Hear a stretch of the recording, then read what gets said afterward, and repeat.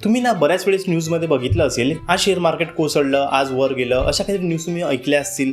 आणि जर का ना तुम्ही शेअर मार्केटबद्दल कोणा नातेवाईकांना वगैरे विचारलं तर लोक लगेच बोलतात की शेअर मार्केट म्हणजे सट्टा असतो, याच्यामध्ये इन्व्हेस्ट नाही करायचं, याच्यामध्ये पैसा नाही टाकायचा. आमच्या एका मित्राने ना शेअर मार्केटमध्ये पैसे टाकले होते, तर तो रातोरात बरबाद झाला, त्याला घर विकावं लागलं. अशा काही तुम्ही गोष्टी ऐकल्या असतील. पण हे सर्व का होतं? कारण लोकांना माहितीच नसतं की स्टॉक मार्केट म्हणजे काय असतं. तर आपण या व्हिडिओमध्ये आज हे समजूया की स्टॉक मार्केट म्हणजे काय असतं, कशा प्रकारे काम करतं, तुम्ही कशा प्रकारे इन्व्हेस्ट करू शकता आणि शेअर मार्केट म्हणजे खरंच सट्टा आहे का.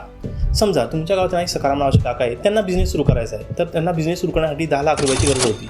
त्यांच्याकडे 5 लाख रुपये होते.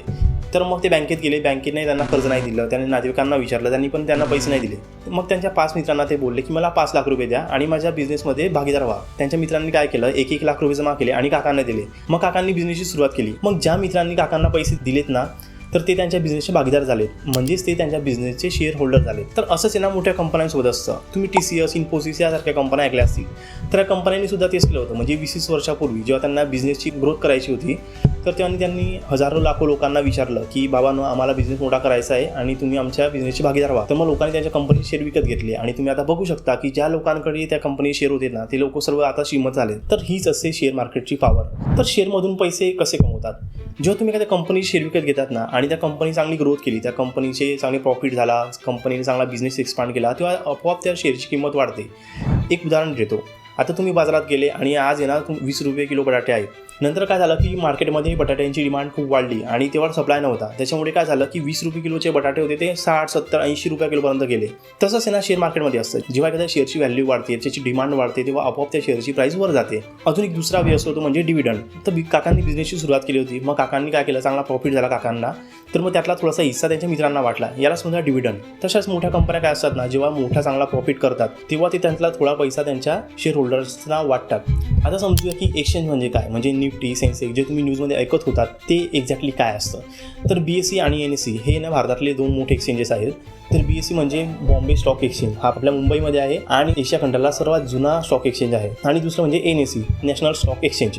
मग तुम्ही ऐकलं असेल की निफ्टी आणि सेन्सेक्स हे म्हणजे सेन्सेक्स आज वर गेला, खाली पडला, अशा काही न्यूज ऐकल्या असतील.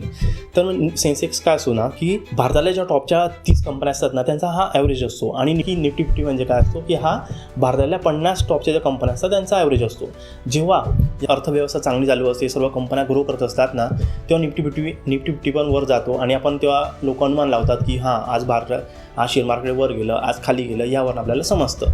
तर मग हे सर्व आपण पुढे करतो, तर हे एक्सचेंजमध्ये करतो. तर तुम्हाला प्रश्न पडला असेल शेअर घ्यायचे कसं काय, विकायचे कसं काय. त्यासाठी असतं डीमॅट अकाउंट. म्हणजे तुम्ही जेव्हा शेअरची एखादी बाईंग सेलिंग करायची असेल तर तुम्हाला त्यासाठी ॲप लागतं. आधी काय व्हायचं ना की शेअरची बाईंग आणि सेलिंग आहे ना ही कागदावर व्हायची. म्हणजे त्या लोकांना पहिलेच एक सर्टिफिकेट मिळायचं, त्यांना सांभाळून ठेवावं लागायचं.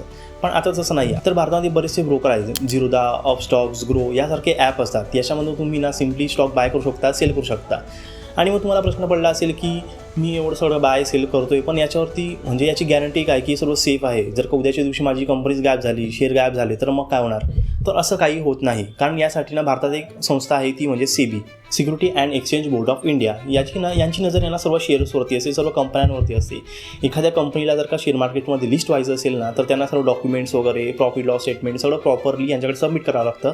मग हे सर्व चेक करतात. मग त्या कंपनीला ते परवानगी देतात की तुम्ही लिस्ट होऊ शकतात.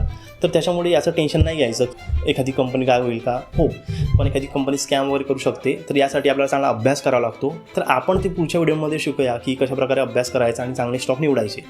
तर पुढचा प्रश्न असा येतो की स्टॉक मार्केट म्हणजे गॅम्बलिंग आहे का. तर हो, गॅम्बलिंग आहे. जर का तुम्ही ट्रेडिंग करताय, टेलिग्राम, व्हॉट्सअप ग्रुपवरती ॲड झालात, मग त्यांनी तुम्हाला टिप्स दिल्या की हे बाय करा, ते बाय करा, तुम्ही केलं रँडमली, ब्लाइंडली तुम्ही ते बाय केलं, तर तेव्हा ते एक प्रकारे सट्टा असू शकतो.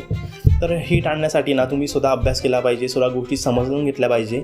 त्याच्यानंतर जर का तुम्ही इन्व्हेस्टमेंट केली तर त्यामध्ये तुमची ग्रोथ होईल आणि तुमच्या पैशाची ग्रोथ होईल. तर अशा प्रकारे मित्रांनो तुम्ही शेअर मार्केटमध्ये पैसे इन्व्हेस्ट करू शकता आणि चांगल्या प्रकारे ग्रो होऊ शकता.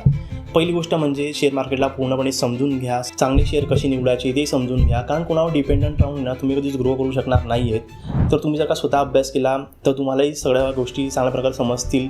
बिझनेस कसा रन होतो ते समजेल आणि ह्या गोष्टी जरी तुम्हाला जर का शेअर मार्केटमध्ये फायदा नाही झाला तरी तुम्हाला तुमच्या पर्सनल जीवनात सुद्धा फायदा होईल.